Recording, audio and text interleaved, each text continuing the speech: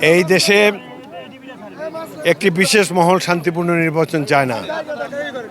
বিশেষ করে যারা মনে করে জনগণের ভোটে তাদের নির্বাচিত হওয়ার সরকার গঠন করার সুযোগ নাই, এই ধরনের দলগুলো অনেক আগে থেকে বিশৃঙ্খলা সৃষ্টি করার চেষ্টা করছে। সরকারেরও একটি মহল তাদের মদতে আছে। আজকে এই মুহূর্তে তজুমুদ্দিন হাসপাতালে আমার কয়েকজন কর্মীকে কোস্টগার্ড বিনা কারণে পিটিয়েছে।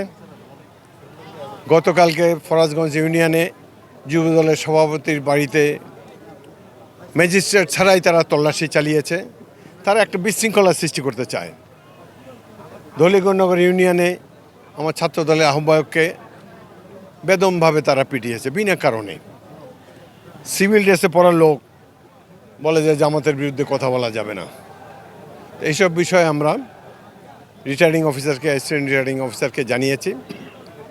মূলত গণতন্ত্র তারা চায় না। জীবনে কোনো দিন 10-12টার বেশি আসন পায় নাই। আগামী নির্বাচনেও তাদের ক্ষমতা যাওয়ার সম্ভাবনা নাই। এটা উপলব্ধি করেই তারা নির্বাচন পণ্ড করার জন্যে দু একটি বাহিনীর সহায়তা নিয়ে, সন্ত্রাসী বাহিনী নিয়ে, অনেক অচেনা লোক এখন দেখা যাচ্ছে বিভিন্ন এলাকাতে, অচেনা ফেস দেখতে পাচ্ছি। নির্বাচনে তারা ভণ্ডুল করার জন্য চেষ্টা করবে। এর মধ্যে প্রতিবেশী রাষ্ট্রের ইঙ্গিতও এখানে রয়েছে। তো বাংলাদেশের জনগণ স্বাধীনতাকামী। আমার দৃঢ় বিশ্বাস আগামী নির্বাচনটি আমরা জনগণের চাপেই সুষ্ঠু করে নেব। কোনো ধরনের বিশৃঙ্খলা কাউকে করতে দেব না। আমি দৃঢ়ভাবে আশাবাদী ইনশাআল্লাহ বাংলাদেশ একটি গণতান্ত্রিক রাষ্ট্র হিসাবে আগামী দিনে বিশ্বের দরবারে মাথা উঁচু করে দাঁড়াতে পারবে। হাদি হত্যাকাণ্ডের জন্য আমরা খুবই এই হত্যাকাণ্ডের নিন্দা জানাই। সত্যিকার অর্থে একজন দেশপ্রেমিক যুবক ছিল। তাকে স্বৈর সরকার, পতিত সরকারের কারো নির্দেশে হত্যা করা হয়েছে। হত্যাকারীরা ধরাও পড়েছে। কিন্তু এটি নিয়ে এখন আর বিশৃঙ্খলা সৃষ্টি করার দরকার নেই। বিচারের জন্য অপেক্ষা করতে হবে। আন্তর্জাতিক অপরাধ ট্রাইব্যুনাল ইতিমধ্যে শেখ হাসিনাকেও মৃত্যুদণ্ড দিয়েছে। তারা অন্যান্য অপরাধীদেরও বিচার করবে। ধৈর্য ধরে অপেক্ষা করা উচিত। এই সরকারের আয়ু আছে আর 3-4 দিন। এখন বিশৃঙ্খলা করা ঠিক নয়। কথায় কথায় শাহবাগ চত্বর ঘেরাও করে রেখে জনগণকে কষ্ট দেওয়ার প্রয়োজন নাই। বহু মানুষ হাসপাতালে যেতে পারে না। তাছাড়া আরেক দু একটি বিষয় আমরা লক্ষ্য করেছি, বর্তমান সরকার কিছু চুক্তি করতে চায়। যাদের আয়ু আছে আর 1 সপ্তাহ, তাদের এইভাবে দীর্ঘমেয়াদী চুক্তি করা তো তাদের পক্ষে শোভনীয় নয়। নির্বাচিত সরকার যেই আসুক তারা এই সমস্ত চুক্তি করবে। প্রয়োজন হলে চুক্তি করবে না। বিমান কেনা এবং নানান ধরনের বিষয় তাদের এই যে তৎপরতা, এটিকে জনগণ ভালো চোখে দেখছে না।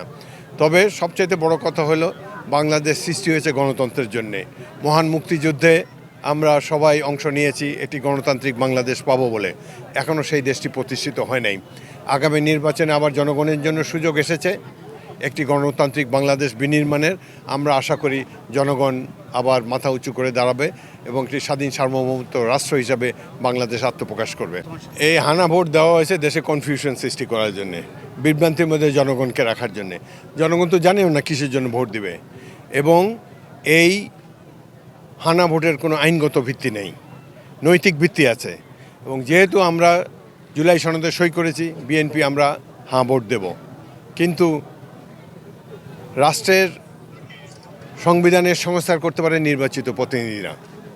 এই হানা ভোটের মাধ্যমে সংবিধান সংশোধিত হয়ে যাবে নির্বাচিত প্রতিনিধিদেরকে ছাড়াই। এটি একটি সঠিক নয়, ভবিষ্যতের জন্য একটি খারাপ উদাহরণ হয়ে থাকবে। তবে আমরা মনে করি নির্বাচন সুষ্ঠু হলে নির্বাচিত প্রতিনিধিরা বসে যেসব সংস্কার প্রয়োজন সেগুলো করা হবে। যেগুলোতে আমাদের নোট অফ ডিসেন্ট দেওয়া আছে সেগুলো করা হবে না। নির্বাচিত প্রতিনিধিরাই বাংলাদেশের ভবিষ্যৎ নির্ধারণ করবেন, এটাই আমরা আশা করি। এটি আমার জন্য 10ম নির্বাচন। 40 বছর আগে এমপি হয়েছিলাম। এখানে বহু লোক আছে যাদের বয়সও 40 বছর হয় নাই। আমার জনগণের উপর আস্থা আছে। আল্লাহ চাহে তো ইনশাল্লাহ আবারও 7মবারের মতো বিজয়ী হব, আল্লাহ যদি চায়, জনগণ যদি চায়।